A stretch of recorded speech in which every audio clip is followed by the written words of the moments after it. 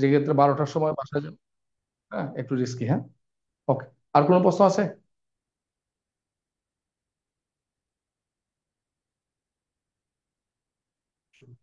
ওকে, তো ঠিক আছে। আমরা আজকে শুধু খালি এতটুকু বলবো, পড়াশোনা থেকে বিচ্যুত হওয়া যাবে না। তোমার রিটার্ন প্রস্তুতি নিচ্ছ, মানসিকভাবে তুমি রিটার্নের ক্যান্ডিডেট হিসেবে এটা মাথায় রাখবে যে তুমি একজন রিটার্ন ক্যান্ডিডেট, পড়াশোনাটা ওই কেন্দ্রিক করতে হবে। শুধু এই সময়ের মধ্যে যা পরিবর্তন হয়েছে এইগুলো চোখ কান খোলা রাখতে হবে, এবং মাইন্ডসেটটাকে সেইভাবে তৈরি করবা। মাইন্ডসেটটাকে সেভাবে তৈরি করে আগের যে মাইন্ডসেট ছিল সেই মাইন্ডসেট থেকে বেরিয়ে এসে বর্তমান সময় অনুযায়ী মাইন্ডসেটটা তৈরি করো। এটা হচ্ছে তোমার কাজ। ঠিক আছে? এবং সেইভাবে নিজে তৈরি করে সময়ের সাথে অ্যাডজাস্ট করার চেষ্টা করো, এবং নিজেকে একজন লিখিত প্রার্থী হিসেবে মনে করো। এবং তুমি বিসিএস প্রার্থী, হ্যাঁ, যে তোমাকে বাইবা যেতে হবে, ভালো একটা নাম্বার নিয়ে যেতে হবে। অতএব এখানে তোমাকে অবশ্যই অবশ্যই একজন প্রতিযোগী হিসেবে চিন্তা করতে হবে। সেই জন্য কোনো অবস্থাতে পড়ার টেবিল থেকে মানে বাইরে ফোকাস করা যাবে না। অবশ্যই তোমার ডেটাগুলো আগে যেভাবে সাবজেক্ট ছিল এগুলো একটু একটু রিসাফল করবে, এবং বর্তমান সময়ের সাথে তাল মিলিয়ে এই ডেটাগুলো উপস্থাপনের জন্য নতুন করে কিছু কোটেশন তৈরি করতে হবে। ঠিক আছে? আগে যেমন মনে করো আহ তুমি মনে করো সাবেক প্রধানমন্ত্রীকে কেন্দ্র করে কোটেশন দিয়েছো, এখন এই কোটেশন গুলো চেঞ্জ করতে হবে। সাবেক প্রধানমন্ত্রীকে কেন্দ্র করে কোটেশন দিলে হবে না। ঠিক আছে? সাবেক প্রধানমন্ত্রীকে কেন্দ্র করে যে কোটেশন গুলো তোমরা দিতা, বাংলাদেশ বিশ্ববিদ্যালয়, আন্তর্জাতিক বিশ্ববিদ্যালয়, বাংলা রচনা, ইংরেজি বা অন্যতে, এই কোটেশন গুলো একটু চেঞ্জ করতে হবে, এগুলোকে অ্যাভয়েড করতে হবে। ঠিক আছে? বঙ্গবন্ধুর বিষয়ে যে কোটেশন দিতা এই কোটেশন গুলোকে তুমি অ্যাভয়েড করতে হবে। মানে এখন আস্তে আস্তে তুমি সময়ের সাথে একটু যতটা পারা যায় অ্যাভয়েড করে নতুন ভাবে অন্য এই জায়গায় অন্য কাউকে রিপ্লেস করে তুমি এটা চেষ্টা করো। অর্থাৎ সময়ের সাথে নিজেকে অ্যাডজাস্ট করার চেষ্টা করো। এবং আমার মনে হয় সেটা যদি করতে পারো তাহলে তোমরা সময়ের প্রতি তোমরা বেশি মানে তুমি বুঝবা যে এটা ফিডব্যাক পাবা। তো আমার কাছে মনে হচ্ছে এইভাবে চিন্তা করে তোমরা একটু সামনে নিজের মাইন্ডসেটটা তৈরি করো। ইনশাল্লাহ ভালো একটা ফিডব্যাক পেয়ে যাবে। আর বাকি পড়া সব ঠিক থাকবে, হ্যাঁ, টপিক ঠিক থাকবে। ঠিক আছে? কিন্তু টপিকের মধ্যে তোমার ওই যে কোটেশন বা এই সেই যা যা শিখেছো আগে, যেভাবে ডেটাগুলো তৈরি করছো, ওই ডেটাগুলোকে অনেকগুলো কি আহ, তোমাকে একটু রিপ্লেস করতে হবে। রিপ্লেস করে সময়ের সাথে তাল মিলিয়ে সেভাবে এগিয়ে যেতে হবে। এইটি তোমাদের জন্য আমার পরামর্শ। হ্যাঁ, ঠিক আছে?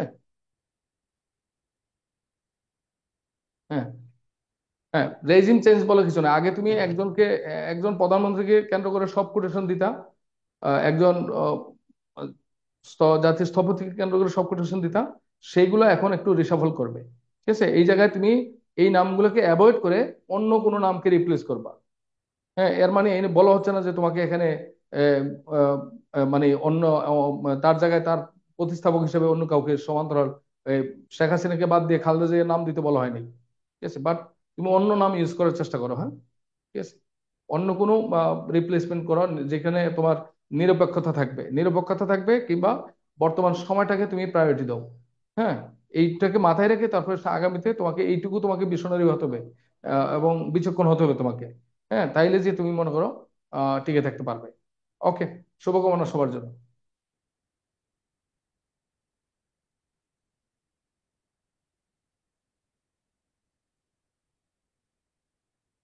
আমরা আজকে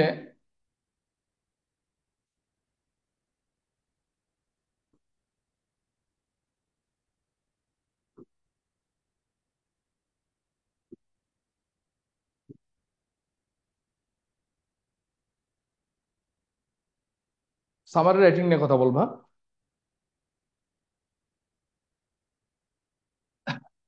ওকে, এই সামারি রাইটিং এ আমাদের কত নাম্বার থাকছে এটা জানি আমরা, 20 নাম্বার থাকছে। 100 ওয়ার্ডের মধ্যে করতে হবে। তাহলে আমাদের 44 পর্যন্ত আমাদের ছিল কি একটা কম্বিনেশন আসছে। ওই কম্বিনেশনটাকে 100 ওয়ার্ডের মধ্যে সামারাইজ করতে বলা হয়েছে। ঠিক আছে? তো সেখানে আমরা হয়তো সর্বোচ্চ পিএসসির যে খাতায় সেখানে 1 পৃষ্ঠার মধ্যে সামারি লিখতে বলা হয়েছে, 1 পৃষ্ঠায়। ঠিক আছে? 1 পৃষ্ঠা মানে এটা 14 লাইন, 13 লাইন, 16, 17 লাইন, যতটা হয়। হ্যাঁ, সেটুকুর মধ্যে সামারি লিখতে বলা হচ্ছে। 100 ওয়ার্ডের মধ্যে মিনস তোমার সেখানে 80 ওয়ার্ড হতে পারে, 82, 83 ওয়ার্ড হতে পারে। 100 ওয়ার্ডের মধ্যে মানে 100 ওয়ার্ডের বেশি না। 100 ওয়ার্ডের মধ্যে মানে 100 ওয়ার্ডের বেশি নয়। 100 ওয়ার্ডের মধ্যে মানে 100 ওয়ার্ডের নিচে। হ্যাঁ, সেক্ষেত্রে 80, 90, 85 এরকম একটা রেঞ্জে তোমাকে শব্দগুলো লিখতে হবে। কিন্তু তোমার খাতায় সামারিতে লিখতে হবে না যে এত ওয়ার্ড লিখতে হবে না। হ্যাঁ, কিন্তু তুমি একটা ক্যাচ করতে হবে যে এটা কত লাইন লিখলে এটা কতটুকু হইতে পারে? তো সর্বোচ্চ পিসের খাতায় 1 পৃষ্ঠা মনে করো। ওকে, 45তমতে আসছে। কিভাবে আসছে? 45তমতে আসছে সামারাইজ দা, বলছে কি যে ফলোইং প্যাসেজ, এটার জন্য 10 নাম্বার। তারপরে গিভ ইউর কমেন্টস, সেখানে হচ্ছে 7 নাম্বার। আর গিভ এ সুটেবল টাইটেল, এটার জন্য 3 নাম্বার। ঠিক আছে? তো আমরা কম্প্রিহেনশন লেখার সময় গিভ এ সুটেবল টাইটেল কিভাবে লিখতে হয় সেটা আমি অবশ্যই তোমাদেরকে লাস্ট ইয়েতে, আগের ইয়েতে লিখে দিয়েছি। তো সেটা ফলো করতে পারো। এটা আর গিভ ইউর কমেন্টস এর মধ্যে আমরা যেটা আছে সেটা লেটারের মধ্যে কিছু কমেন্টস আমরা দেখিয়েছি। সেই কমেন্টসটা তোমরা চাইলে অথবা কম্প্রিহেনশনের মধ্যে what is the passage about, এখানে মধ্যে কিছু পয়েন্ট আছে, সেটা তুমি কমেন্টের মধ্যে অ্যাড করতে পারো। আর what is the summer is the passage, এটাও তুমি মনে করো আগে হচ্ছে তোমার 14 থেকে 15 লাইন, যদি 45-এর মতো করে আসে তো তুমি এটাকে 10 10 লাইনের মধ্যে সামারিটা লিখতে হবে। ঠিক আছে? যেহেতু তুমি 100 ওয়ার্ডের মধ্যে বলা হয়েছে, 45 তোমাকে কি বলছে যে 100 ওয়ার্ডের মধ্যে তোমাকে সামারিটা লিখতে বলছে। এখানে 3টা পয়েন্টে লিখতে বলছে। প্রথম পয়েন্ট হচ্ছে সামারাইজ দ্য প্যাসেজ, এটার জন্য 10 নাম্বার। ঠিক আছে? তারপরে বলা হয়েছে যে গিভ ইউর কমেন্টস, এটার জন্য 7 নাম্বার। তারপর হচ্ছে গিভ এ সুটেবল টাইটেল, এর জন্য 3 নাম্বার। মানে এই সবগুলো কথার উপরে তোমাকে বলছে 100 ওয়ার্ডের মধ্যে, এই সবগুলো কথা মিলে তোমার 100 ওয়ার্ডের মধ্যে লিখতে বলছে। ঠিক আছে? তো সেই ক্ষেত্রে পয়েন্টগুলো ভেঙে দেওয়া হয়েছে। তাহলে সামারাইজ দ্য প্যাসেজ 45 নিয়ম অনুযায়ী 10 নাম্বার, যেহেতু তোমাকে এখানে চিন্তা করতে হবে যে 8 থেকে 9টা বাক্যের মধ্যে কিভাবে সামারাইজ লিখতে হয়। ঠিক আছে? এরপরে গিভ ইউর কমেন্টস, এখানে হচ্ছে তুমি 4 থেকে 5টা বাক্য সর্বোচ্চ, হ্যাঁ? তো সামারিতে 4টা, গিভ ইউর কমেন্টস এর মধ্যে 4 থেকে 5টা পয়েন্ট, 5টা বাক্য। ঠিক আছে? তারপরে what is the passage about, এখানে তোমার মনে করো 3টা বাক্য, 3.5টা, এরকম একটা বাক্যের মধ্যে তুমি জাস্ট এটা 16 থেকে 17 লাইন সর্বোচ্চ, এক পৃষ্ঠার মধ্যে, এক পৃষ্ঠায়, হ্যাঁ, 16 থেকে 17 লাইন টার্গেট করে তুমি কিভাবে লিখবে পিএসসির খাতায়। তুমি সর্বোচ্চ 16 থেকে 17 লাইন তুমি লিখতে পারবা, 16 লাইন, হ্যাঁ, টার্গেট করবা, বা 17 লাইন টার্গেট করবে। হ্যাঁ, 16 থেকে 17 লাইন টার্গেট করে তো তুমি চিন্তা করবা 10 লাইন লিখলা what is the passage about, আর 4 লাইন বা 5 লাইন লিখলা তুমি। আহ, আহ, 10 লাইন না, 10 লাইন হবে না, 9 লাইন, 9 লাইনের বেশি সামারি না, যদি 45-এর মতো করে আসে। তো সেখানে তুমি লিখলা summary what is the passage about, 9 লাইনে লিখলা। তারপরে তুমি 5 লাইনে বা 6 লাইনে লিখলা গিভ ইউর কমেন্টস। তারপরে তুমি what is the passage out, এখানে 3 লাইন। হ্যাঁ, বা সর্বোচ্চ এখানে 17 লাইন তুমি মিলিয়ে তুমি এটা লিখবা। আর যদি 44 পর্যন্ত, মানে 35 থেকে 44, এই অ্যাঙ্গেলে যদি আসে, তাহলে তুমি সামারিটা 10 লাইন থেকে এটা 15 লাইনে নিয়ে তুমি সেটাকে সামারাইজ করতে পারো। ঠিক আছে? জাস্ট এটা হচ্ছে তোমার টার্গেট। তো what is the passage about, যদি 45-এর মতো করে আসে, 45-এর মতো করে যদি সামারিটা আসে, তাহলে এখানে তুমি 3টা প্যারায় লিখতে পারবো। 3টা প্যারা, প্রথম প্যারাতে গিভ সামারাইজ দ্য প্যাসেজ, এটা প্রথম প্যারা। দ্বিতীয় প্যারাতে হবে গিভ ইউর কমেন্টস, এটা তৃতীয় প্যারা। দ্বিতীয় প্যারা, আর তৃতীয় প্যারা হচ্ছে what is the passage about, তৃতীয় প্যারায়। তখন তুমি 3টা প্যারাতে লিখতে পারো, হ্যাঁ। আর যদি what is the passage about, summarize the passage 44-এর মতো করে আসে, তাহলে সেক্ষেত্রে তুমি 1 প্যারায় লেখাটাই বেটার। তবে কখনো কখনো 2 প্যারায় লেখা যেতে পারে। ঠিক আছে? সেক্ষেত্রে আমরা বলে দেবো কখন তুমি 2 প্যারায় লিখবে। তো সামারাইজ দ্য প্যাসেজের মধ্যে আমরা সামারি করার আগে আমরা প্রথমে দেখে নিই কি কি করব আমরা। তো লেখো, প্রথমে আমরা যে কাজটা করব, প্রথমে প্যাসেজের প্রদত্ত লেখো, প্রদত্ত কম্প্রিহেনশনের প্রথম থেকে আমরা যে কাজটা করব, প্রদত্ত কম্প্রিহেনশনের প্রতিটি প্যারা থেকে, প্রদত্ত কম্প্রিহেনশনের প্রতিটি প্যারা থেকে, না, 28শে আগস্টে কোনো কোনো অবস্থাতে পরীক্ষা হবে না। 46তম রিটেন 28শে আগস্ট থেকে কোনো অবস্থাতে শুরু হবে না। ঠিক আছে? এইটুকু মোটামুটি নিশ্চিতভাবে বলা যায়। তো সেক্ষেত্রে এটা পরীক্ষা অবশ্যই যদি হয় চেঞ্জ হবে। ঠিক আছে? 28শে আগস্ট থেকে পরীক্ষা হওয়ার সম্ভাবনা খুব কম। ওকে, আমরা একটু লেখার চেষ্টা করি। তাহলে কি করে লেখো, প্রথমে লেখো, প্রথমে প্রদত্ত প্যাসেজের প্রতিটি প্যারা থেকে, প্রতিটি প্যারা থেকে নিচের বিষয়গুলিকে পয়েন্ট আউট করে বাদ দিতে হবে। প্রথমে প্যাসেজের প্রতিটি প্যারা থেকে নিচের বিষয়গুলিকে পয়েন্ট আউট করে বাদ দিতে হবে। যেমন যাকে যাকে বাদ দিতে হবে,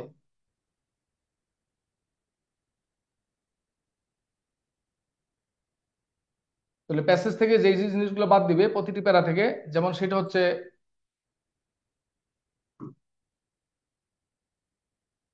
2 কমার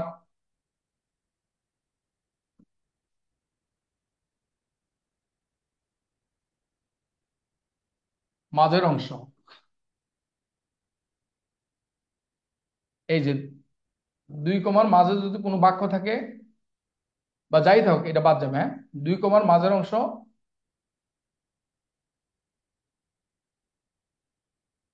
2 কমার মাঝের অংশ বাদ যাবে।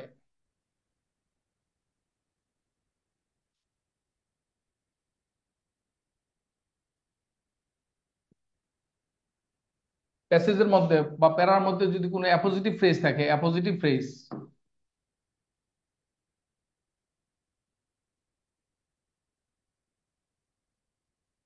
অ্যাপোজিটিভ ফ্রেজ থাকলে অ্যাপোজিটিভ ফ্রেজ বাদ যাবে।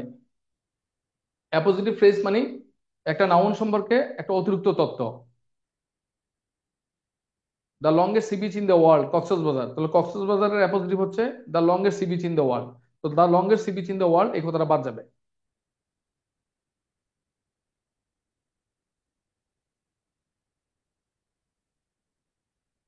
ওকে, তাহলে অ্যাপোজিটিভ ফ্রেজ বাদ যাবে। প্যাসেজের মধ্যে কোনো কোটেশন মার্কস থাকলে,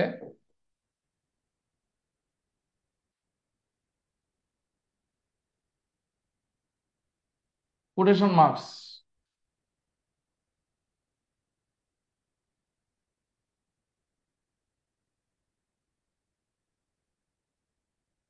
এই যে কোটেশন মার্কস এর মাঝখানে যদি কোনো বক্তব্য থাকে সেটা বাদ যাবে। প্যাসেজের মধ্যে কোটেশন মার্কস এর ভেতরে কোনো যে বাক্যগুলো থাকবে সেগুলা বাদ যাবে। এগুলা যত গুরুত্বপূর্ণ এগুলা তুমি বাদ দিয়ে দিবা। কোটেশন মার্কস বাদ যাবে।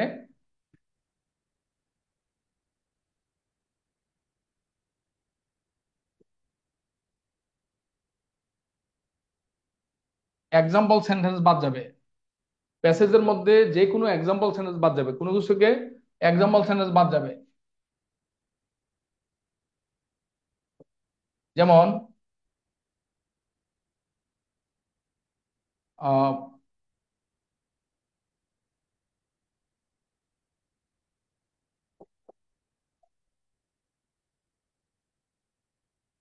ফর এক্সাম্পল,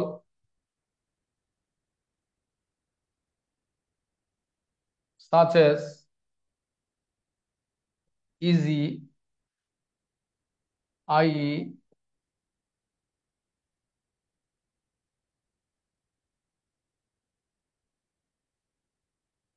এরপরে যা থাকবে তা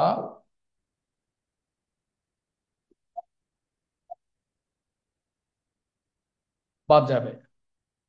সো প্যাসেজের মধ্যে অ্যাজ ফর এক্সাম্পল অথবা সাচ এস অথবা ইজি মানে exempli gratia, that is to say, videlicet, হ্যাঁ, এরপরে যা যা থাকবে নেমলি ইত্যাদির পরে যা যা থাকবে সেই কথাগুলো বাদ যাবে।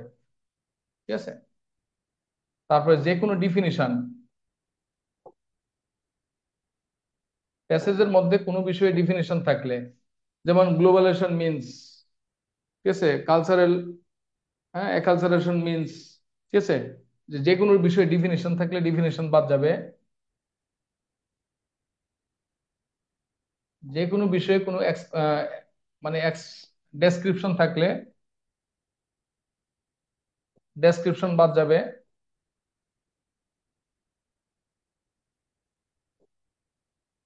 এক্সপ্লেনেশন থাকলে এক্সপ্লেনেশন বাদ যাবে।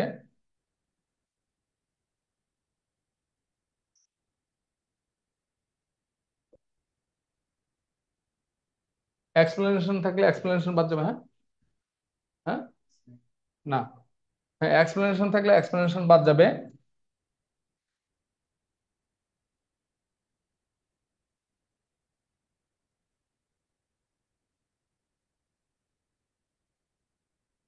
ইলাস্ট্রেশন থাকলে ইলাস্ট্রেশন বাদ যাবে।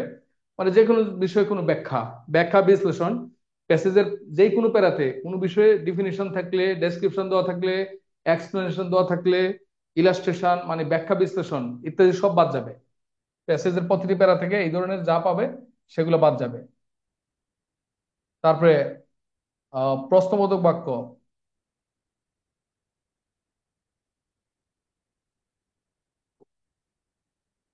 প্যাসেজের মধ্যে কোনো প্রশ্নবোধক বাক্য থাকলে সেটা বাদ যাবে। হ্যাঁ, প্যাসেজের মধ্যে প্রশ্নবোধক বাক্য থাকলে প্রশ্নবোধক বাক্য বাদ যাবে। যে কোনো প্রকার ডেটা, যে কোনো প্রকার ডেটা থাকলে ডেটা বাদ যাবে। ফিগার, গাণিতিক সংখ্যায় যে কোনো ফিগার থাকলে ফিগার বাদ যাবে।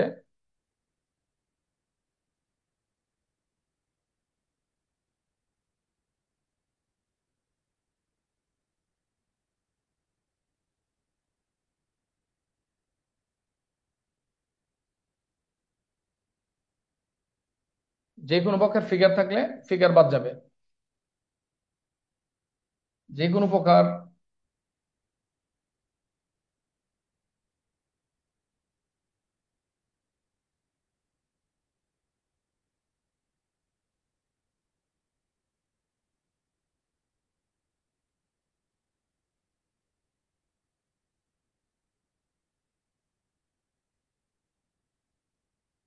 ওকে, ফিগার, ডেটা, ফিগার, তারপরে সোর্স, রেফারেন্স,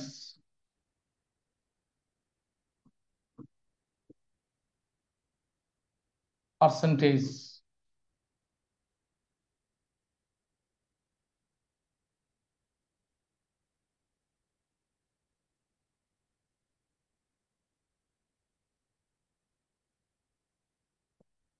পার্সেন্টেজ থাকলে পার্সেন্টেজ বাদ যাবে। তারপরে চার্ট, প্যাসেজের মধ্যে চার্ট থাকলে চার্ট বাদ যাবে। গ্রাফ থাকলে গ্রাফ বাদ যাবে। ম্যাপ থাকলে ম্যাপ বাদ যাবে। সিমিলি থাকলে সিমিলি বাদ যাবে।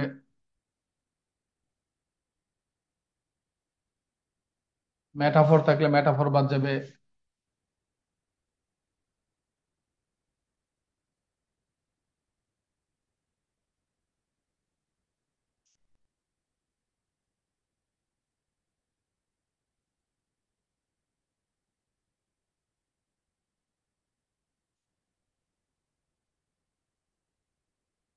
প্যাসেজের মধ্যে কোনো সালের নাম থাকলে সালের নাম বাদ যাবে। দশকের নাম থাকলে দশকের নাম বাদ যাবে।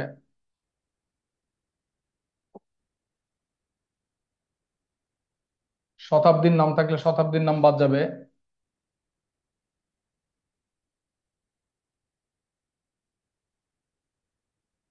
ঠিক আছে, এই ধরনের যা কিছু আমরা প্যাসেজের মধ্যে পাবো এগুলো সব তোমাকে প্রতিটা প্যারা থেকে, আহ, একই প্যারা তো সবগুলো থাকবে না, তাহলে এক একটা প্যারা এক একটা বৈশিষ্ট্য থাকতে পারে। তাহলে প্যাসেজের প্রতিটা প্যারা থেকে আমরা, প্রত্যেকটা প্যারার থেকে আমরা এই জিনিসগুলো আছে কোথায় এটা খুঁজে বের করব। যেটা এগুলো যেখানে পাবো এটাকে আমরা মনে করো একটা, আহ এটাকে আমরা কি করব, এটাকে আমরা পেন্সিল দিয়ে মার্ক করব। আর এগুলো বাদ দেওয়ার পর বাকি যে লাইনগুলো থাকবে প্যাসেজের প্রতিটা প্যারায় সেগুলোকে আমরা নীলকালি দিয়ে মার্ক করব। যেই লাইনগুলা মানে যেই বাক্যগুলো এর মধ্যে পড়ে না সেই বাক্যগুলোকে আমরা নীলকালি দিয়ে মার্ক করব। আর এগুলোর মধ্যে যেগুলো পড়বে এগুলোকে আমরা পেন্সিল দিয়ে মার্ক করব। ঠিক আছে, আর এগুলো বাদ দেওয়ার পর প্যাসেজের প্রতিটি প্যারায় বাকি যে অংশটুকু থাকবে সেই অংশটুকুর নিচে আমরা নীলকালি দিয়ে মার্ক করব। অর্থাৎ ওইটুকুকে আমরা সামারাইজ করব। ঠিক আছে, তাহলে এইটা হচ্ছে আমরা প্যাসেজ থেকে, বলো এই উপরের সবগুলোকে বাদ দিতে হবে। ওকে, এবার লিখি আমরা।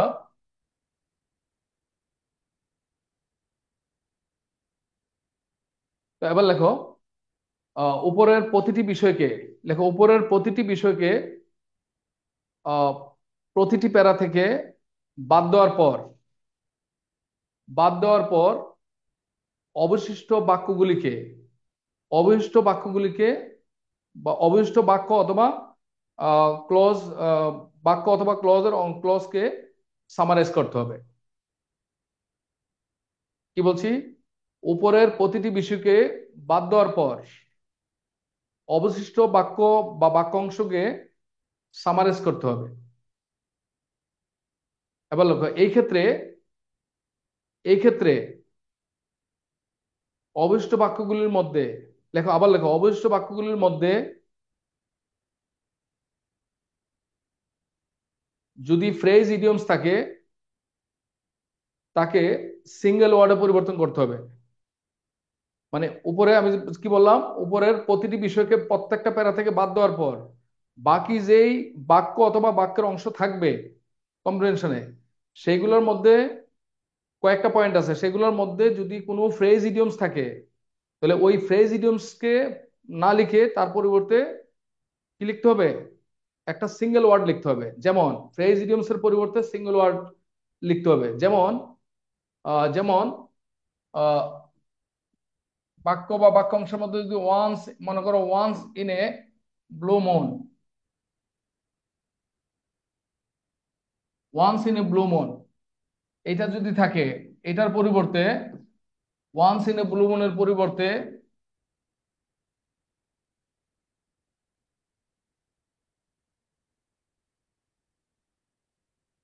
রেয়ারলি লিখবে। ঠিক আছে, মানে once in a blue moon লেখা যাবে না, এটা অনেক বড়, এটাকে ছোট করে ফেলতে হবে। ওয়ান্স ইন এ ব্লু মুনের পরিবর্তে রেয়ারলি লিখবে। ঠিক আছে, যেমন agree to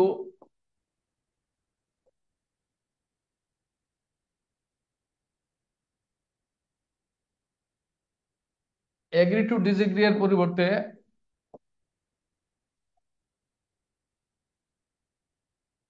agree to disagree এর পরিবর্তে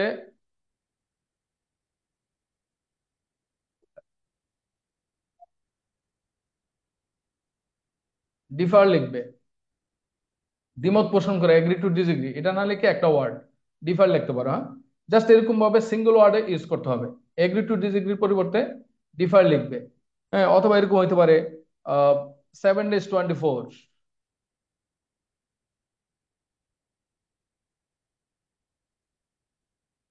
7 days 24, এটার পরিবর্তে যেমন তুমি লিখতে পারো অলওয়েজ। জাস্ট এটা চিন্তা করতে হবে।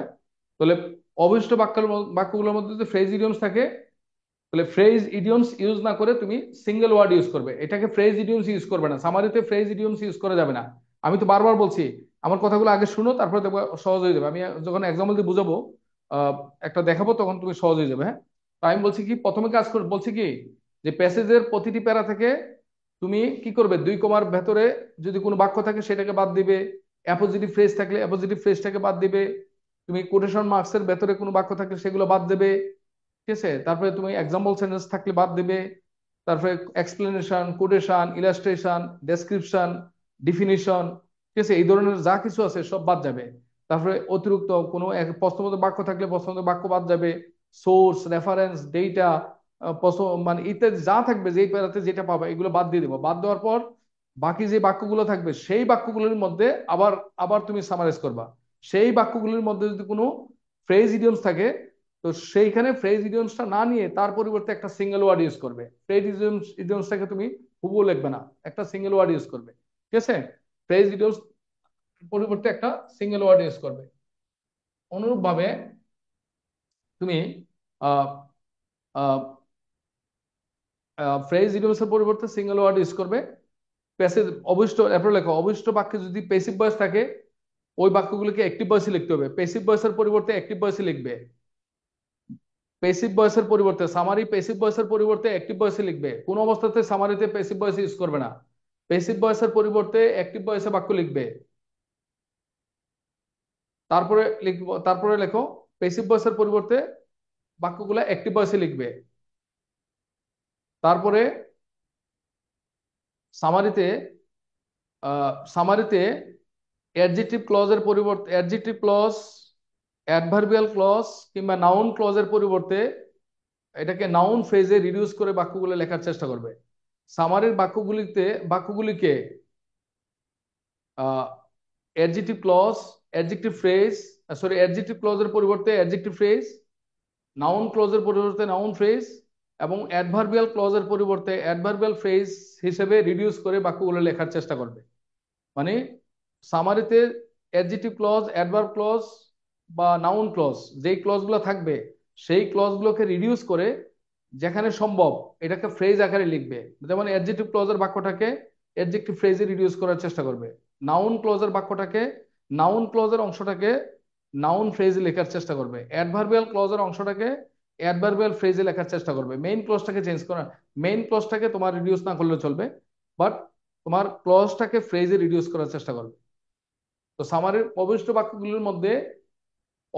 বাক্যগুলির মধ্যে যদি কোনো অ্যাডজেক্টিভ ক্লজ ক্লজ থাকে, অ্যাডজেক্টিভ ক্লজটাকে অ্যাডজেক্টিভ ফ্রেজ, নাউন ক্লজকে নাউন ফ্রেজ, অ্যাডভার্ব ক্লজকে অ্যাডভার্ব ক্লজে পরিবর্তন করে লিখবে। ওকে, তারপর লেখো অতঃপর। অতঃপর অতঃপর বাক্যগুলিকে এমনভাবে সাজাতে হবে, অতঃপর বাক্যগুলিকে এমনভাবে সাজাতে হবে, মানে এই সকল পরিবর্তন করার পরে বাক্যগুলিকে এমনভাবে সাজাতে হবে যেন একটা বাক্যের সাথে অপর বাক্যের, একটির সাথে অন্যটির, হ্যাঁ, কোহিয়ারেন্স বা মিল থাকে, সমন্বয় সামঞ্জস্য থাকে। মানে তুমি একটার সাথে আরেকটার সামঞ্জস্য নাই, বাক্য কারেক্ট কিন্তু একটা বাক্যের সাথে আরেকটা বাক্যের কোনো মিল নাই, সম্পর্ক নাই, এইভাবে হেফাজত বাক্য লিখলে হবে না। মানে কোহিয়ারেন্স থাকতে হবে। তাহলে তুমি একটির সাথে আরেকটা বাক্যের যাতে সামঞ্জস্য থাকে সেটা তুমি লিখতে পারবা। আর সেটা লিখতে গিয়ে তোমাকে, তুমি ওপেনার ইউজ করতে চাইলে ওপেনার ইউজ করতে পারবা, কোনো ট্রানজিশন চাইলে ট্রানজিশন ইউজ করতে পারবা, ঠিক আছে, কানেক্টর চাইলে কানেক্টর ইউজ করতে পারবা, সমস্যা নাই। তুমি তোমার মতো করে কানেক্টর ইউজ করতে পারবা, ওপেনার ইউজ করতে পারবা, ট্রানজিশন ইউজ করতে পারবা, কোনো সমস্যা নেই। ঠিক আছে, মানে একটা বাক্যের সাথে আরেকটা বাক্যকে সাজানোর জন্য যদি মাঝখানে যে কানেক্টর বা ওপেনার, হ্যাঁ, বা এগুলার দরকার হয়, কোঅর্ডিনেটর মানে ফ্যান বয়েস, হ্যাঁ, এগুলার দরকার হয়, তাহলে তুমি সেগুলো ইউজ করতে পারবে। আচ্ছা, তারপর হচ্ছে কি, প্যাসেজের মধ্যে নাই এমন কোনো তথ্য সামারিতে লেখা যাবে না। প্যাসেজে নাই এমন কোনো মন গড়া তথ্য সামারিতে উল্লেখ করা যাবে না। প্যাসেজের মধ্যে উল্লেখ করা নাই এমন কোনো তথ্য, মন গড়া তথ্য সামারিতে উল্লেখ করা যাবে না।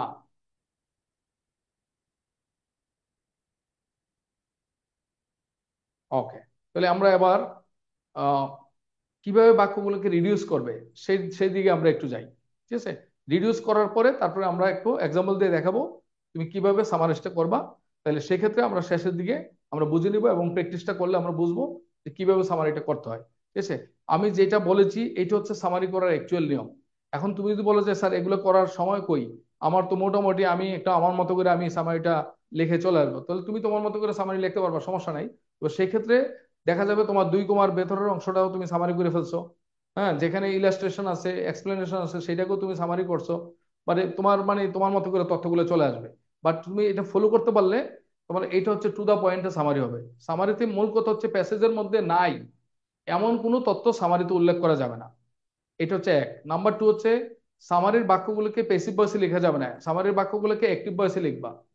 সামারির বাক্যগুলা যদি, সামারিতে বাক্য যদি কোনো adjective clause, adjective phrase, adjective clause, adverb clause বা নাউন ক্লজে থাকে সেগুলো ক্লজের পরিবর্তে ফ্রেজ আকারে লেখার চেষ্টা করবে। ঠিক আছে, ক্লজ আকারে না লিখে ফ্রেজ আকারে লিখবে, কারণ তাহলে বাক্যটা রিডিউস করে লিখতে বলছে, শুরু করতে বলছে। সামারি মানে বড় করে লেখা যাবে না, শুরু করতে বলছে। ফ্রেজ ইডিয়মস ব্যবহার করা যাবে না, ফ্রেজ ইডিয়মস এর পরিবর্তে তুমি সিঙ্গেল ওয়ার্ড ইউজ করার চেষ্টা করবে, এটা বলা হচ্ছে সামারিতে। ঠিক আছে, এই জিনিসগুলো তুমি সামারিতে লেখার সময় খেয়াল করবে, তাহলে মোটামুটি এবার তুমি যাই হোক, তুমি সামারিটা তোমার সহজ হয়ে যাবে। এটা চিন্তা করে কি তুমি 8-10টা বাক্য মানে প্র্যাকটিস করো, দেখবা তোমার মধ্যে একটা অভ্যাস তৈরি হয়ে যাবে। ঠিক আছে, অভ্যাসটা করতে হবে। এখন আমরা আসছি যে কথাগুলো বলেছি, তাহলে আমি আবারও রিসাফল করে বলছি, প্রথম থেকে বলি একটু কি কি বলছি আমি। তা আমি বলছি প্রথমে প্যাসেজের প্রতিটি প্যারা থেকে নিচের বিষয়গুলি, যেমন 2 কমা, মাঝের অংশ, appositive phrase, quotation marks, definition, explanation, illustration, description, example sentence, such as বা example, that is to say এর পরে যে অংশটুকু থাকবে সেই অংশটুকু, তারপরে graph, chart, map, source, reference ইত্যাদি বোঝায় এমন যা থাকবে সেগুলো বাদ যাবে। হুম, আমি তো বলছি অ্যাপোজিটিভ ফ্রেজ থাকলে অ্যাপোজিটিভ ফ্রেজ বাদ যাবে, একদম বাদ যাবে এটা, হ্যাঁ? হ্যাঁ, দুই কমার মাঝের অংশ, দুই কমার মাঝের অংশ, দুই কমার মাঝখানে যদি কোনো বাক্য থাকে সেটা বাদ যাবে। ঠিক আছে। এরপর যদি দুই কমা অ্যাপোজিটিভ ফ্রেজ বাদ যাবে। তারপরে তোমার কি বলেছে কোটেশন মার্কস, প্যাসেজের মধ্যে যত কোটেশন মার্কস আছে সব বাদ যাবে। ও যিনি বলছেন তিনিও বাদ যাবে, এবং কোটেশন মার্কসের বাক্যটাও বাদ যাবে। হ্যাঁ, ডিফিনেশন থাকলে যে কোনো বিষয়ে ডিফিনেশন যদি বুঝে এই বিষয়ে একটা সংজ্ঞা দেওয়া হয়েছে, ডিফিনেশন বাদ যাবে। এক্সপ্লেনেশন, ঠিক আছে, এক্সপ্লেনেশন মানে কি, দ্যাট হু হুইজ ইত্যাদি এক্সপ্লেন করি, অথবা একটা প্যাসেজ পড়ার পরে, প্যারা পড়ার পরে যদি মনে হয় যে এই প্যারাটা আগের বিষয় সম্পর্কে এক্সপ্লেন করছে, এই এক্সপ্লেনেশনটা বাদ যাবে। ডেসক্রিপশন বাদ যাবে, ইলাস্ট্রেশন বাদ, ব্যাখ্যা বাদ যাবে। ঠিক আছে। সোর্স, হ্যাঁ, কোনো সোর্স থাকলে, রেফারেন্স থাকলে, পার্সেন্টেজ থাকলে, শতকরা হার এত পার্সেন্ট, ঠিক আছে, শতাব্দীর নাম, দশকের নাম, অথবা সালের নাম, ঠিক আছে, যে কোনো ফিগার, এত হাজার, এত লক্ষ, এত কোটি, ঠিক আছে, এগুলা থাকলে এগুলো সব বাদ যাবে। এগুলো বাদ দেওয়ার পর প্যাসেজে বাকি যে বাক্যগুলো থাকবে সেই বাক্যগুলোকে তোমার সামারাইজ করতে হবে। বাকি বাক্যগুলোকে সামারাইজ করার সময় তোমার আরো আবার কয়েকটা জিনিস মাথায় রাখবে, সেটাকে বাকি বাক্যগুলোর মধ্যে যদি ফ্রেজ ইডিয়মস থাকে, সেই ফ্রেজ ইডিয়মসটাকে পরিবর্তন করে একটা সিঙ্গেল ওয়ার্ড ইউজ করবে। যেমন পুট আপ উইথের পরিবর্তে টলারেট অথবা এন্ডিউর, ঠিক আছে। এগ্রি টু ডিসএগ্রি পরিবর্তে ডিফার, এরকম আছে না। ইন দ্য ইভেন্ট দ্যাট এর পরিবর্তে ইফ, ঠিক আছে। আহ এই এইভাবে তোমাকে চিন্তা করতে হবে। ঠিক আছে। তারপরে পেসিভ ভয়েসে থাকলে, বাক্যগুলো যদি পেসিভ ভয়েসে থাকে তাকে অ্যাক্টিভ ভয়েসে লিখতে হবে। বাক্যগুলোর মধ্যে যদি কোনো অ্যাডজেক্টিভ ক্লজ থাকে, অ্যাডজেক্টিভ ক্লজের পরিবর্তে তুমি অ্যাডজেক্টিভ ক্লজটাকে রিডিউস করে অ্যাডজেক্টিভ ফ্রেজে লেখার চেষ্টা করতে হবে। অ্যাডভার্ব ক্লজ থাকলে অ্যাডভার্ব ক্লজের পরিবর্তে অ্যাডভার্ব ফ্রেজে লেখার চেষ্টা করবে। নাউন ক্লজ থাকলে নাউন ক্লজের পরিবর্তে নাউন ফ্রেজে লেখার চেষ্টা করবে। হ্যাঁ, বাক্যের মধ্যে যদি কোনো সিনোনিম না ওয়ার্ড থাকে, ওয়ার্ডগুলিকে তুমি চেষ্টা করবা সেম ওয়ার্ডটাকে বারবার না লিখে তাকে সিনোনিম আকারে লেখার চেষ্টা করবা। অথবা তুমি তাকে পার্সোনালিটি চেঞ্জ করে, যেমন অ্যাডজেক্টিভ থাকলে এটাকে নাউন ফর্মে নিয়ে যেতে পারো। ঠিক আছে।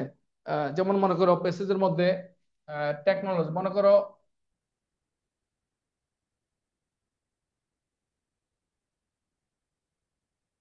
টেকনো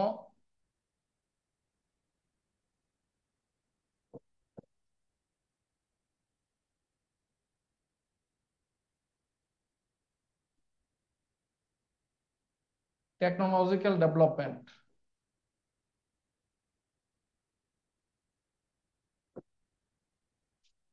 এটার পরিবর্তে তুমি এইভাবে লিখতে পারো,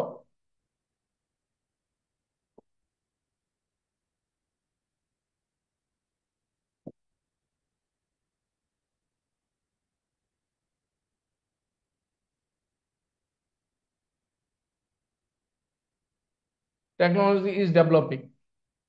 জাস্ট এই কথাটাকে তুমি এইভাবে রিপ্লেস করতে পারো। ঠিক আছে।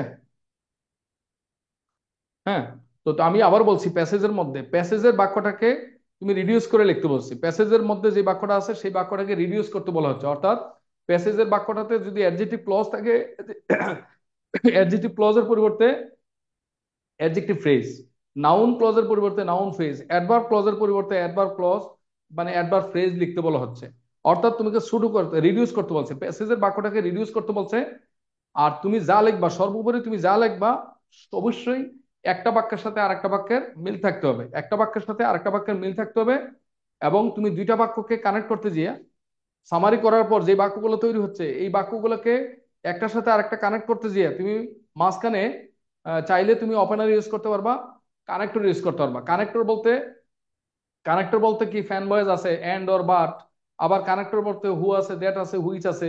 আবার ওপেনার আছে, হ্যাঁ, এলয়যুক্ত adverb, prepositional phrase, infinitive phrase, present participle, past participle, opener, এগুলো তুমি সবই ইউজ করতে পারবা, কোনো সমস্যা নাই। ঠিক আছে।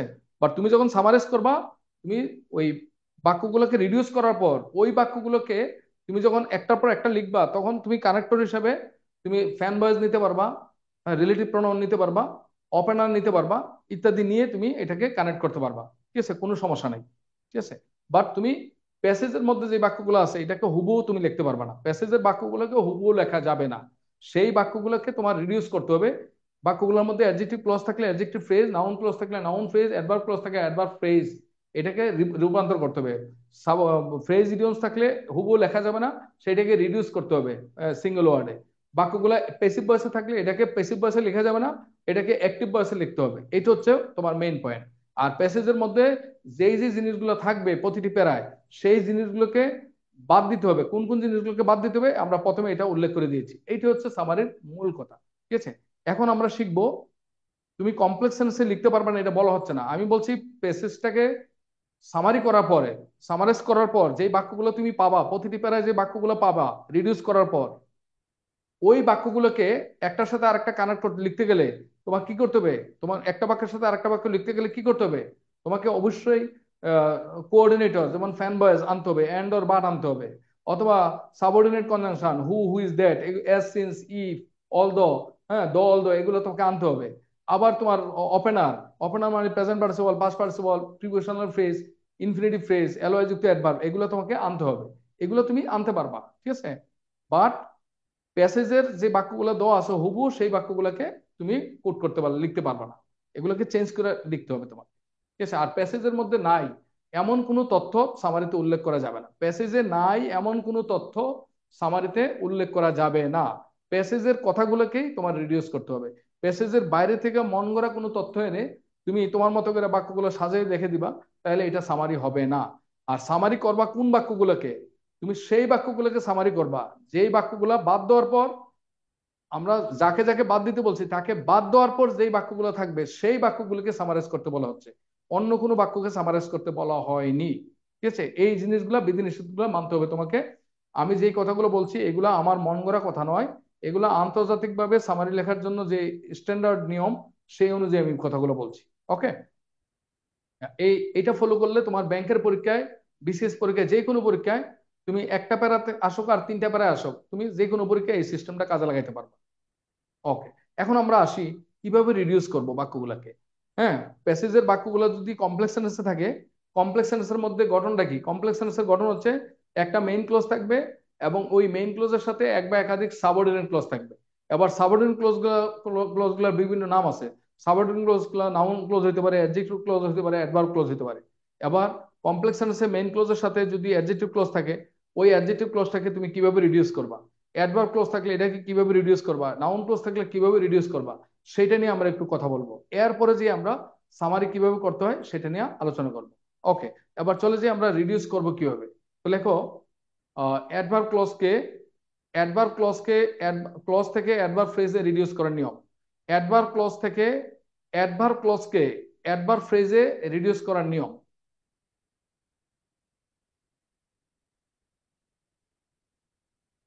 তাহলে অ্যাডভার্ব ক্লজকে আমরা কিভাবে অ্যাডভার্বিয়াল ফ্রেজে রিডিউস করব? এক নাম্বার, লেখো, এবার লেখো, দেখো অ্যাডভার্ব ক্লজের শুরুতে, অ্যাডভার্ব ক্লজের শুরুতে যদি,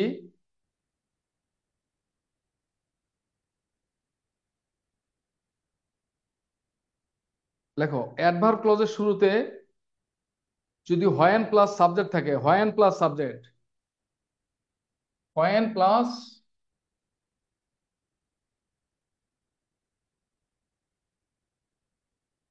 সাবজেক্ট, তাহলে অ্যাডভার্ব ক্লজের শুরুতে যদি হোয়েন প্লাস সাবজেক্ট থাকে এবং মেইন ক্লজ এবং অ্যাডভার্ব ক্লজের সাবজেক্ট যদি সেম পারসন হয়, আবার বলছি মেইন ক্লজ এবং অ্যাডভার্ব ক্লজের সাবজেক্ট যদি একই ব্যক্তি হয়, তাহলে হোয়েন প্লাস সাবজেক্টের স্থলে, হোয়েন প্লাস সাবজেক্টের স্থলে, হোয়েন প্লাস সাবজেক্টের স্থলে, হোয়েন প্লাস সাবজেক্টের স্থলে আপন অথবা অন বসিয়ে, হোয়েন প্লাস সাবজেক্টের স্থলে আপন অথবা অন বসিয়ে পরবর্তী মেইন ভার্বের সাথে, পরবর্তী মেইন ভার্বের সাথে আইএনজি যোগ করলে অ্যাডভার্ব ক্লজটি অ্যাডভার্ব ফ্রেজে পরিবর্তিত হবে। আমি আবার বলছি, মেইন ক্লজ এবং অ্যাডভার্ব ক্লজের সাবজেক্ট যদি একই ব্যক্তি হয়, সেম হয়, তাহলে হোয়েন প্লাস সাবজেক্টের, হোয়েন প্লাস সাবজেক্টের স্থলে আপন অথবা অন বসিয়ে পরবর্তী মেইন ভার্বের সাথে আইএনজি যোগ করলে ক্লজটি ফ্রেজ হয়ে যাবে। পরবর্তী মেইন ভার্বের সাথে আইএনজি যোগ করলে কি হবে, ক্লজটি ফ্রেজ হবে। ঠিক আছে, যেমন যেমন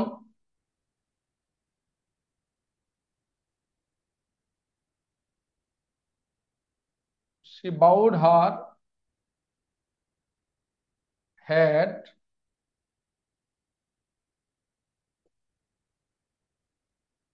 when she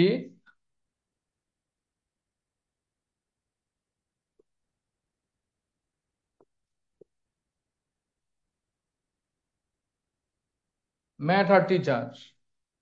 তাহলে she bowed her head এটা হচ্ছে main clause, when she met her teacher এটা হচ্ছে adverbial clause.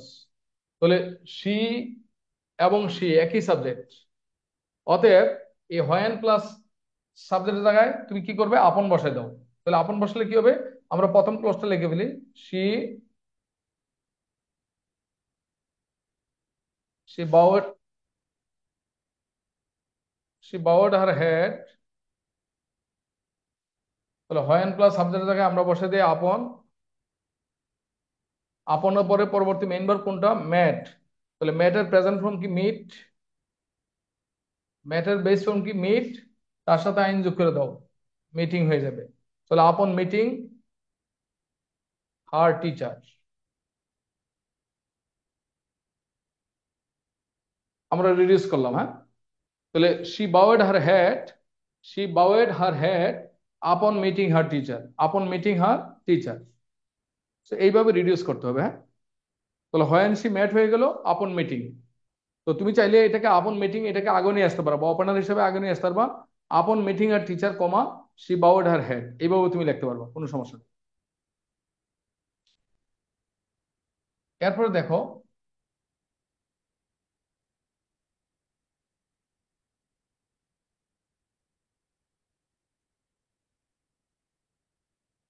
when he reached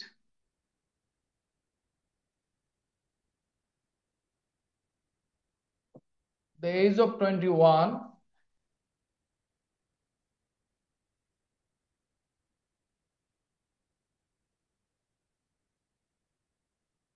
he inherited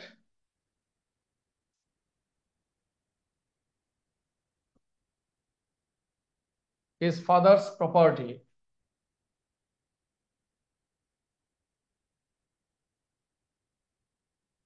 এই তো হি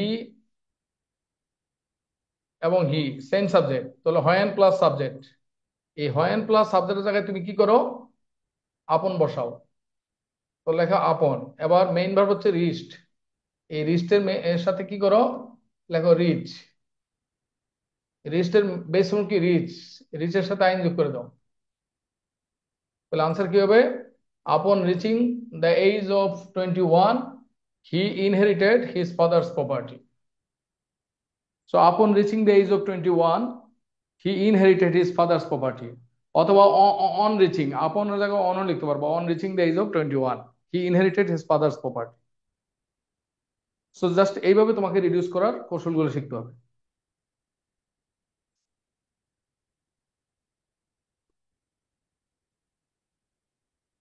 এরপর লিখো অ্যাডভার্ব ক্লজের শুরুতে বিকজ প্লাস সাবজেক্ট থাকলে, অ্যাডভার্ব ক্লজের শুরুতে বিকজ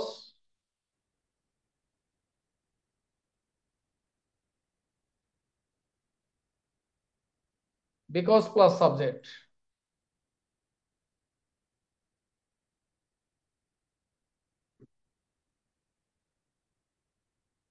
এস প্লাস সাবজেক্ট থাকলে, তাহলে অ্যাডভার্ব ক্লজের শুরুতে বিকজ অথবা এস প্লাস সাবজেক্ট থাকলে এবং উভয় ক্লজের সাবজেক্ট যদি সেম হয়, উভয় ক্লজের সাবজেক্ট যদি সেম হয়, তাহলে বিকজ প্লাস সাবজেক্টকে বাদ দিয়ে, বিকজ প্লাস সাবজেক্টকে বাদ দিয়ে পরবর্তী মেইন ভার্বের সাথে আইন যোগ করলে ক্লজটি ফ্রেজ হবে। বিকজ প্লাস সাবজেক্টকে বাদ দিয়ে পরবর্তী মেইন ভার্বের সাথে আইন যোগ করলে ক্লজটি ফ্রেজ হবে। বিকজ প্লাস সাবজেক্টকে বাদ দিয়ে পরবর্তী মেইন ভার্বের সাথে আইন যোগ করলে ক্লজটি ফ্রেজ হবে। যেমন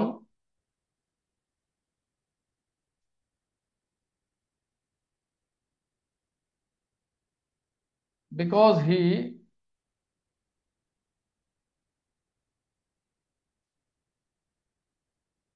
needed to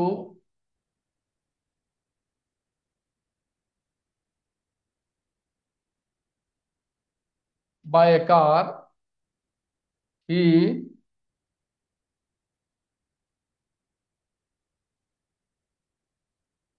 cashed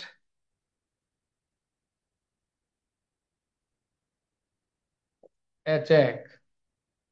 তো দেখো হি এবং হি বিকজ আছে, তাহলে বিকজ প্লাস এই সাবজেক্ট এইটুকু বাদ যাবে। তো বাদ গেলে পরবর্তী মেইন ভার্ব কোনটা? নিডেড। নিডের সাথে বেস ফর্ম কি? নিডেড এর বেস ফর্ম হচ্ছে নিড। এবার নিডের সাথে আইন যোগ করে দাও। Needing to buy a car,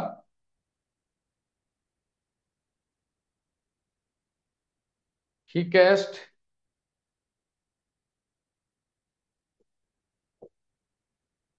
A cheque. এইভাবে রিডিউস করতে পারো, হ্যাঁ।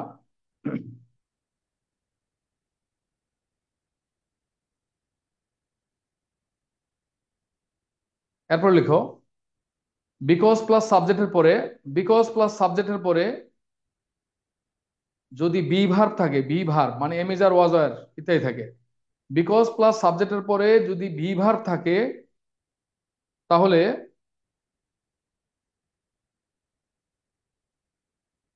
বি ভার্ব সহকারে বিকজ থেকে বি ভার্ব পর্যন্ত বাদ দিবে। বাদ দিয়ে বিকজ প্লাস সাবজেক্টের পরে যদি কোনো বি ভার্ব থাকে, বি ভার্ব মানে এম ইজ আর ওয়াজ আর থাকে, তাহলে বিকজ থেকে বি ভার্ব পর্যন্ত বাদ দিবে। বিকজ থেকে বি ভার্ব পর্যন্ত বাদ দিয়ে দিবে, বাদ দিয়ে পরের অংশটুকু লিখবে। যেমন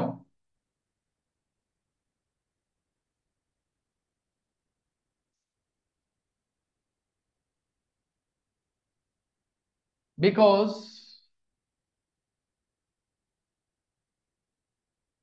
he was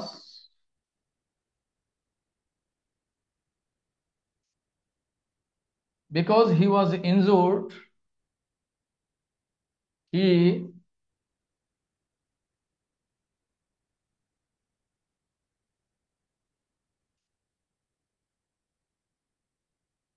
lay on the ground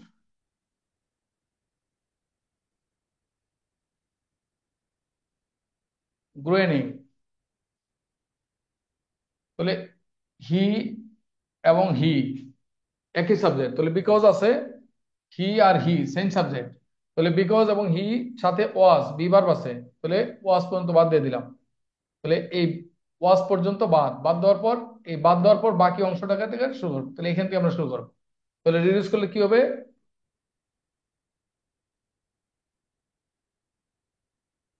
injured he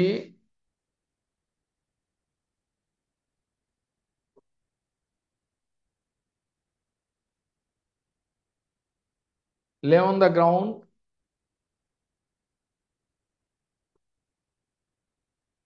groaning।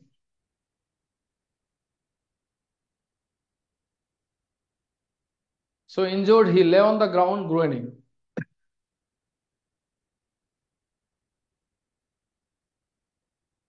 So এইভাবে আমরা রিডিউস করব, ঠিক আছে।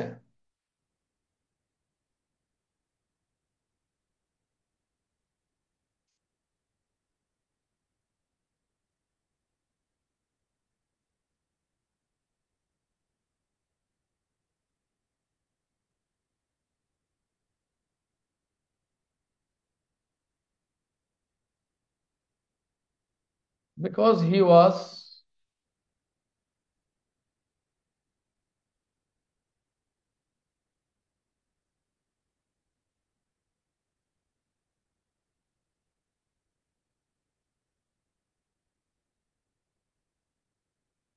unable to buy a car,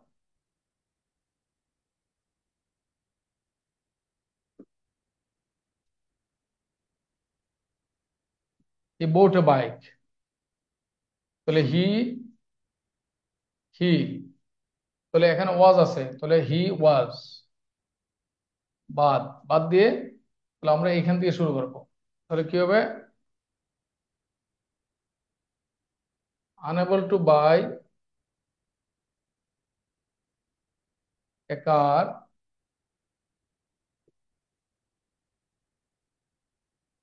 he bought a bike. আমরা এইভাবে হ্যাঁ রিডিউস করবো। হ্যাঁ কমা দিতে পারো, ইনজুরের পরে কমা দিবে, হ্যাঁ কমা দিতে পারো, হ্যাঁ ইনজুরের পরে কমা দেওয়া, কমা দিও, হ্যাঁ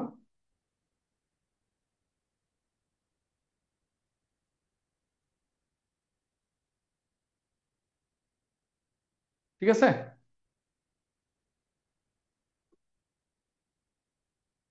তাহলে আমরা অ্যাডভার্ব ক্লজটাকে কিভাবে রিডিউস করতে হবে আমরা কি বুঝতে পারছি? ওকে। অনুরূপ ভাবে এবার অ্যাডজেক্টিভ ক্লজকে কিভাবে রিডিউস করবে সেটা শিখো। লেখো অ্যাডজেক্টিভ ক্লজকে অ্যাডজেক্টিভ ফ্রেজে রিডিউস করার নিয়ম। অ্যাডজেক্টিভ ক্লজকে অ্যাডজেক্টিভ ফ্রেজে রিডিউস করার নিয়ম। অ্যাডজেক্টিভ ক্লজকে অ্যাডজেক্টিভ ফ্রেজে রিডিউস করার নিয়ম। এক, এক নম্বর নিয়ম লেখো।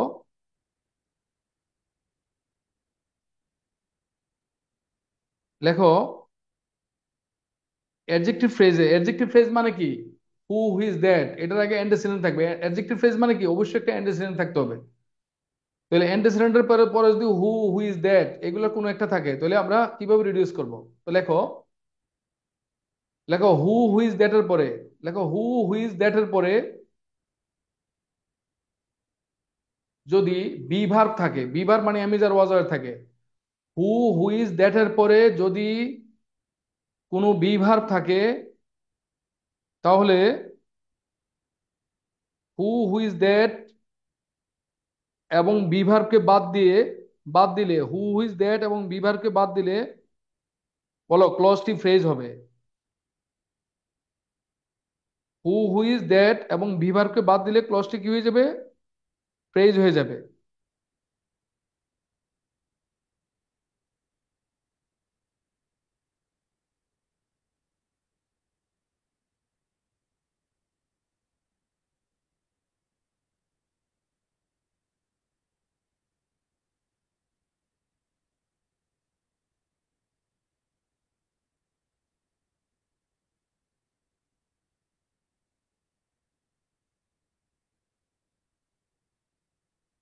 ওকে।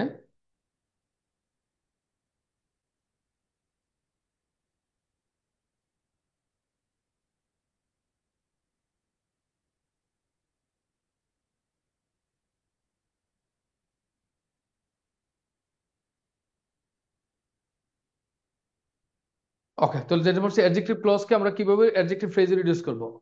তাহলে অ্যাডজেক্টিভ ক্লজে who which that, who which that এর পরে যদি কোনো বি ভার্ব থাকে, বি ভার্ব মানে আমি যার ওয়াজার থাকে, তাহলে হু হুইজ দ্যাট এবং বি ভার্বকে বাদ দিলে, হু হুইজ দ্যাট এবং বি ভার্বকে বাদ দিলে বলো ক্লজটি ফ্রেজ হবে। ক্লজটি কি হবে? ফ্রেজ হবে। যেমন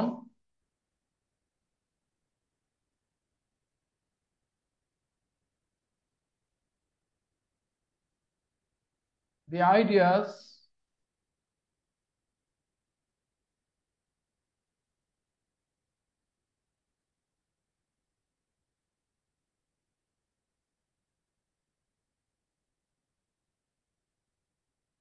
which are contained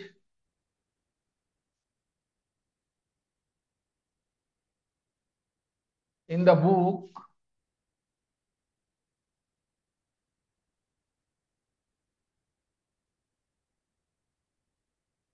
are interesting.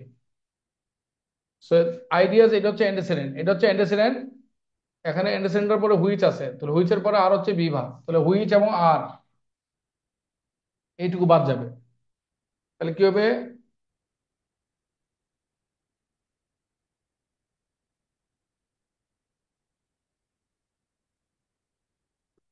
The ideas contained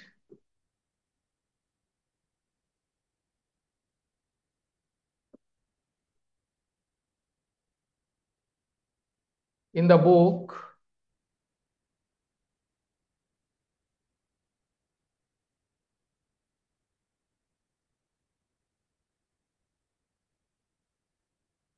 are interesting. So the ideas which are contained in the book, তাহলে which এবং আর কি বাদ দিয়ে দিলাম, তাহলে এটা খুব ইম্পর্টেন্ট। এই রুলটা অবশ্যই ফলো করতে হবে, তাহলে রিডাকশনটা যে কোনো জায়গায় কাজে লাগাইতে পারবে।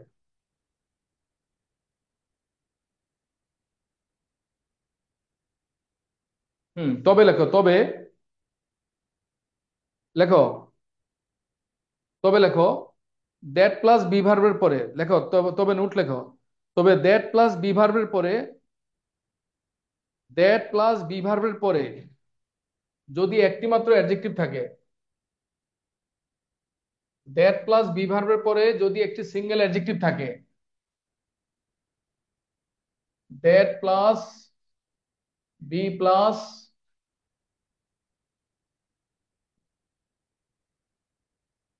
একটা single adjective,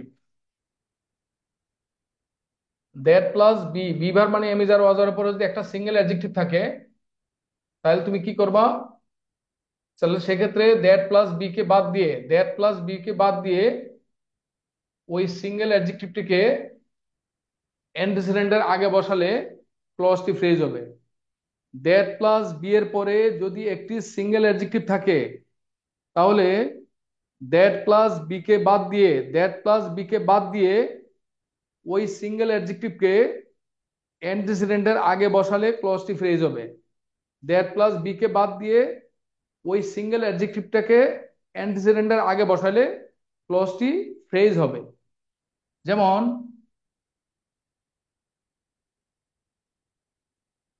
mangoes that are fresh are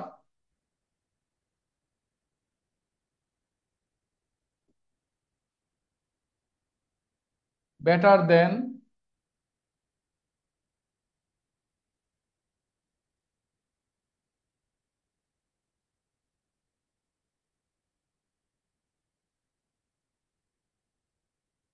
old mushy ones। তাহলে ম্যাঙ্গোস হচ্ছে অ্যান্টিসিডেন্ট, তারপরে কি দ্যাট, আর হচ্ছে বিভার, দ্যাট প্লাস বিভার, ফ্রেশ হচ্ছে অ্যাডজেক্টিভ, ফ্রেশটা কি অ্যাডজেক্টিভ, সিঙ্গেল অ্যাডজেক্টিভ। তাহলে এবার দ্যাট প্লাস বিভারটাকে বাদ দিয়ে দাও, বাদ দিয়ে এই ফ্রেশটাকে ম্যাঙ্গোজের আগে নিয়ে আসি, তাহলে কি হবে? Fresh,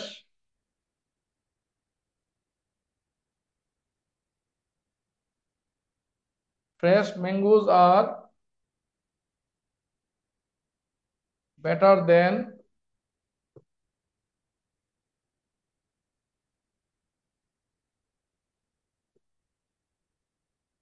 old mushy once.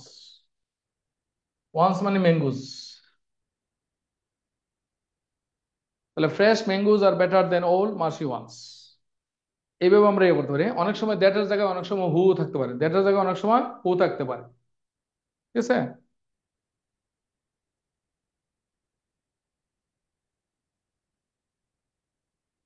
A man who is corrupt cannot win the respect of others. A man who is corrupt, এই যে হু ইজ করাপ্ট, তাহলে এ ম্যানের পরে হু ইজ করাপ্ট, তাহলে হু এবং ইজটাকে বাদ দিয়ে করাপ্টটাকে ম্যানের আগে নিয়ে আসতে পারো। A corrupt man, a corrupt man cannot win the respect of others, এভাবে আমরা লিখতে পারি।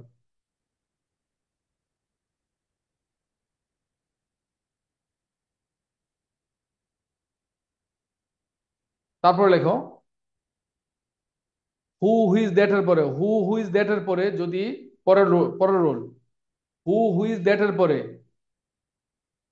বি ভার্ব ছাড়া যদি অন্য কোনো ভার্ব থাকে, হু হুইজ দ্যাট এর পরে বি ভার্ব ছাড়া যদি অন্য কোনো ভার্ব থাকে, তাহলে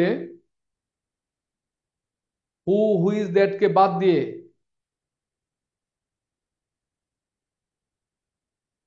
পরবর্তী ভার্বের সাথে আইএনজি যোগ করলে ক্লজটি ফ্রেজ হবে। আবার বলছি, হু হুইজ দ্যাট এর পরে, দ্যাট এর পরে বি ভার্ব ছাড়া অন্য কোনো ভার্ব থাকলে হু হুইজ দ্যাট কে বাদ দিয়ে পরবর্তী ভার্বের সাথে আইএনজি যোগ করলে ক্লজটি ফ্রেজ হবে। হু ইজ দ্যাট কে বাদ দিয়ে পরবর্তী ভার্বের সাথে আইএনজি যোগ করলে ক্লজটি ফ্রেজ হবে। যেমন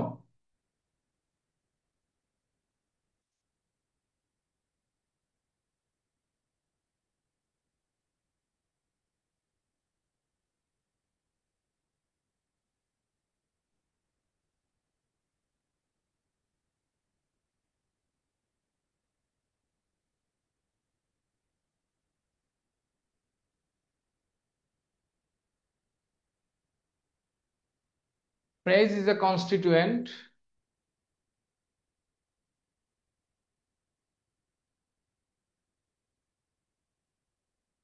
that consists of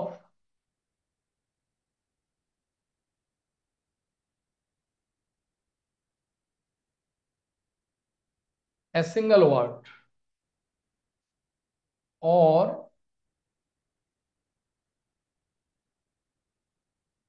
more than one word। তাহলে কনস্টিটিউয়েন্ট, এটা অ্যান্টিসিডেন্ট, তারপরে দ্যাট, তারপরে ভার্ব। এটা অন্য ভার্ব, বিভার্ব না। তাহলে কি করতে হবে, এই দ্যাটটাকে বাদ দিয়ে দাও, বাদ দিয়ে এই কনসিস্ট, এই যে ভার্বটা আছে তার সাথে আইন যোগ করে দাও। তাহলে কি হবে,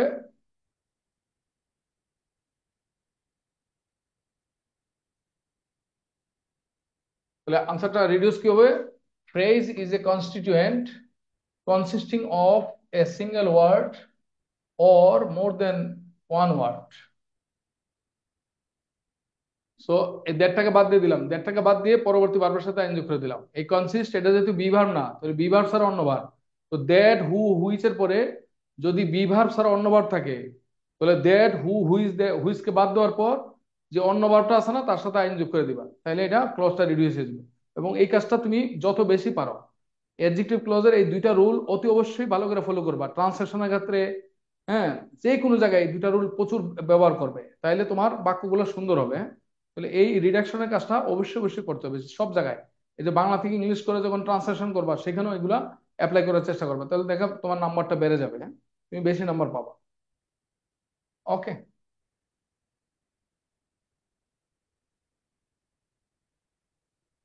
আমরা নাউন ক্লোজকে কিভাবে রিডিউস করব, নাউন ক্লোজকে রিডিউস করার নিয়ম, নাউন ক্লোজকে নাউন ফ্রেজ, একটা নাউন ক্লোজকে কিভাবে তুমি নাউন ফ্রেজ করবা, নাউন ক্লজকে নাউন ফ্রেজ করার নিয়ম।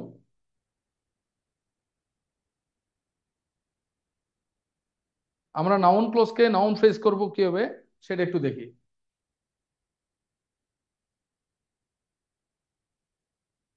নাউন ক্লজের ক্ষেত্রে খেয়াল করো, ডব্লিউএস অর্ডার পরে, ডব্লিউএস অর্ডার পরে সাবজেক্ট প্লাস যদি can, could,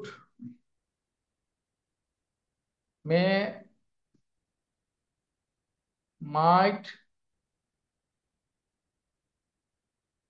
should plus verb,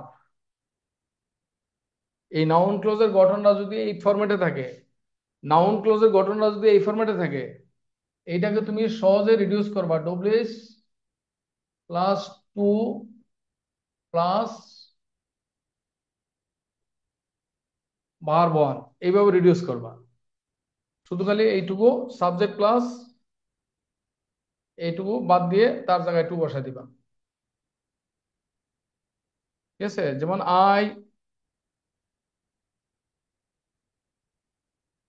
I know what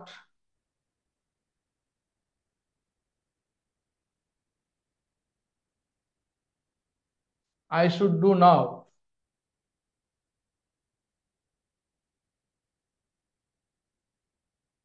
এটা রিডিউস হচ্ছে I know what,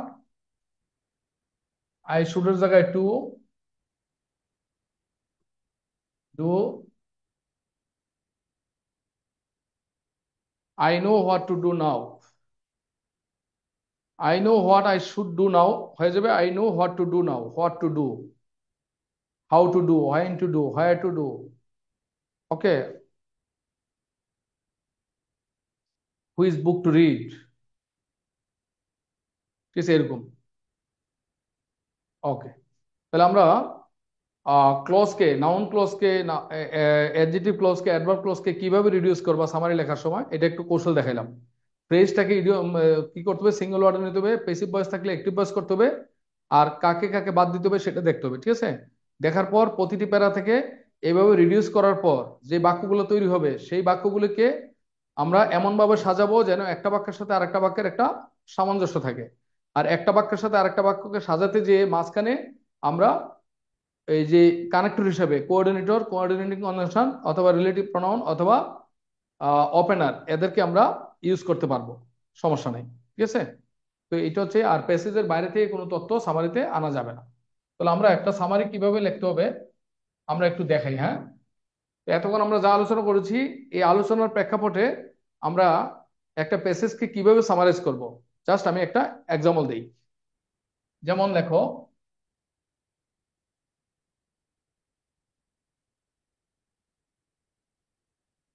the movie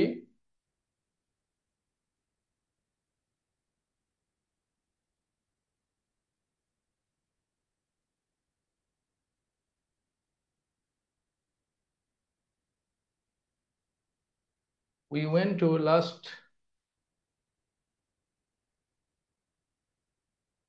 night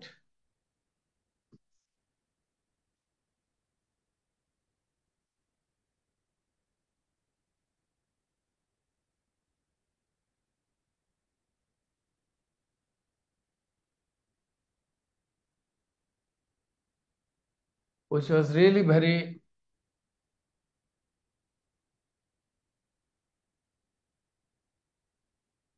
interesting,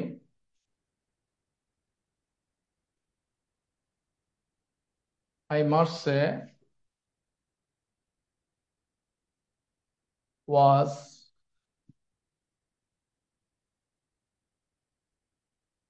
enjoyed by me and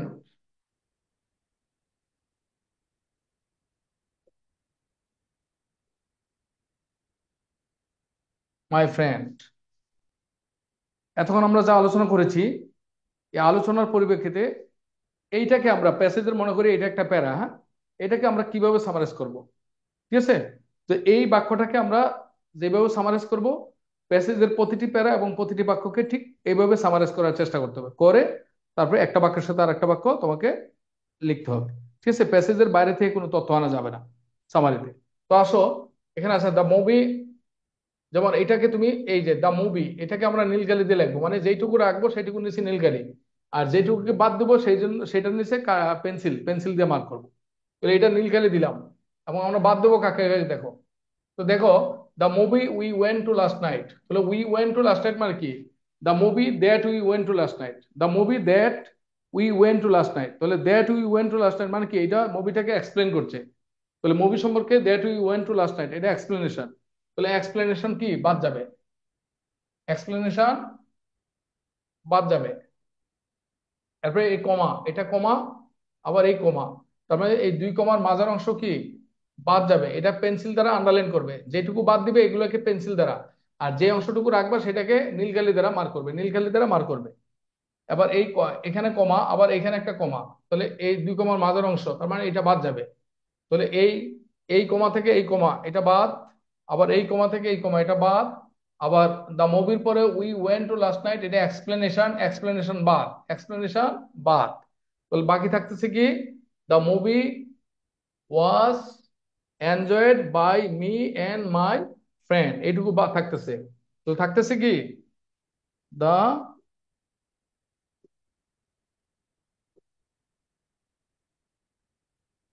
the movie was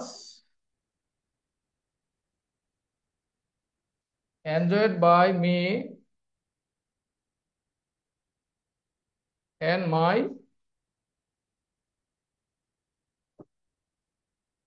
friend.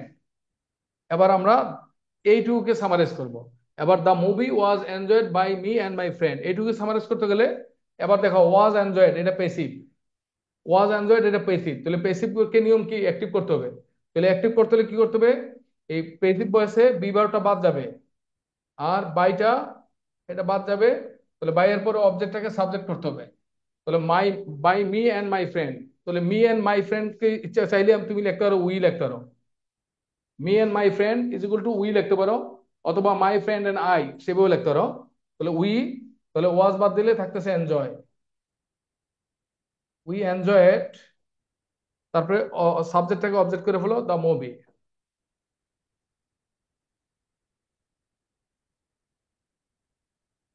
এইটা হচ্ছে সামারি, হ্যাঁ। তাহলে এই পুরো বাক্যটার সামারিটা কি? We enjoyed the movie. তাহলে এই পুরো বাক্যের সামারিটা কি? We enjoyed the movie. তো জাস্ট এই টেকনিকে তোমাকে সামারি লিখতে হবে। দেখো আমি কিন্তু এর বাইরে থেকে কোনো তথ্য নেই নাই। তো তুমি প্যাসেজের মধ্যে সামারি করার সময় ঠিক এই টেকনিকে অ্যাপ্লাই করবে, সাউন্ড এই টেকনিকটা ফলো করবে, হ্যাঁ। এবং আমি এখানে যা দেখালাম এই টেকনিকটা ফলো করে তোমাকে সামারি লিখতে হবে। আমরা নেক্সট ক্লাসে প্র্যাকটিস হবে, প্র্যাকটিসটা দেখলে আমরা আশা করছি আর একটু ভালো শিখতে পারবো, হ্যাঁ। ঠিক আছে। তো আজকে ক্লাসটা এখানেই শেষ হলো। আমরা সামারির প্র্যাকটিসের অংশটা পরবর্তীতে দেখে নেবো, হ্যাঁ। ঠিক আছে। কারো কোনো প্রশ্ন থাকলে প্রশ্ন করতে পারো। কে কোনো প্রশ্ন করবে? আজান দিচ্ছে। একটু সাইডে যান স্যার। তাহলে উই এনজয়েড দ্য মুভি হবে, উই এনজয়েড দ্য মুভি। এটা হচ্ছে সামারি, হ্যাঁ। স্যার সাবজেক্ট ওইটা যদি আই এন্ড মাই ফ্রেন্ড লিখতাম হতো। তার কোন সমস্যা? আই এন্ড মাই ফ্রেন্ড লিখলে হবে, আই উইথ মাই ফ্রেন্ড এটা লিখলো। একটু বড় হয়ে গেলে যত কমাইতে পারো, হ্যাঁ, যত কম লেখা যায়। তাহলে I and me and my friend মানে কি উই। তাহলে মি এন্ড মাই ফ্রেন্ড মানে উই। তাহলে এটাকে আমি আরো রিডিউস করে দিলাম, হ্যাঁ। তুমি চাইলে বা যদি তোমার মাথায় না আসে সেক্ষেত্রে লিখতে পারো, হ্যাঁ, আই উইথ মাই ফ্রেন্ড, অথবা মাই ফ্রেন্ড এন্ড আই, এভাবে লিখতে পারো, কোনো সমস্যা নেই। মানে ওয়ার্ড যত কমানো যায় তোমাকে সেটা চিন্তা করলে তোমার নাম্বার বাড়বে, হ্যাঁ। আর কোনো প্রশ্ন আছে কারোর? কারো কোনো প্রশ্ন আছে?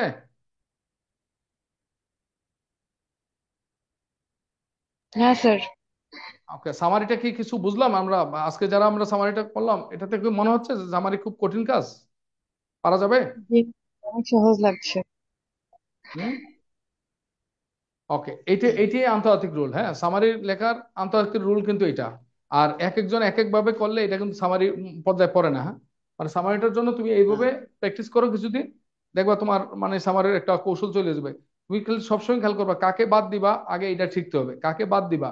বাদ দেওয়ার পর যে বাক্যগুলো থাকবে সেই বাক্যগুলোকে তুমি রিডিউস করবা, এবং রিডিউস করার সময় এই টেকনিকটা ফলো করবা, তাহলে দেখবা সামারি হয়ে গেছে। ওকে, ধন্যবাদ সবাইকে। স্যার 100 ওয়ার্ডের একটু বেশি হয়ে গেলে কি সমস্যা হয়ে যাবে? হ্যাঁ, 100 ওয়াটের বেশি কোনো অবস্থাতে হবে না, 100 ওয়াটের বেশি হবে না, 100 ওয়াটের কম হবে, কম। 100 ওয়াটের বেশি হবে না, 100 ওয়াটের কম হবে। তুমি 80 থেকে 90 ওয়াটের মধ্যে শেষ শেষ করার চেষ্টা করো। 100 ওয়াটের বেশি কোনো অবস্থায় চিন্তা করো না, যেহেতু বলছে 100 ওয়াটের মধ্যে, তার মানে 100 ওয়াটের বেশি নেই, 100 ওয়াটের কম। ওকে।